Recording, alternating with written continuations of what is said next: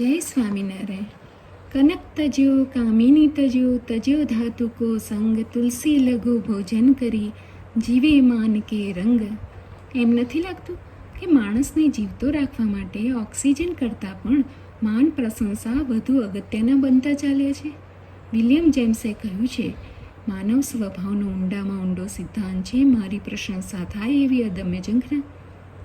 માત્ર 6 ચોપડી ભણેલા પ્રમુખ સ્વામી મહારાજે આયખાભર માન પ્રશંસાને દૂર હડસેલી પોતાના યોગ્ય સન્માનને તેમણે શિષ્ય ભણી પુનઃપૂર્વક સરકાવી દેતા આપણે જોયા છે. પ્રસંગ છે 1968ની ગુરુ પૂર્ણિમાનું.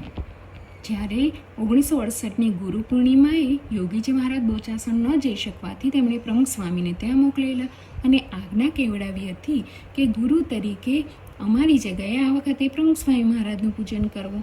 પરંતુ પ્રમુખ સ્વામી મહારાજે આશીર્વચન ઉચ્ચારતા એમ બોલ્યા કે પૂજ્ય યોગી બાપાએ જણાવ્યું છે કે પૂજ્ય મહંત સ્વામી ત્યાં આવે છે તો બધા પૂજન કરજો.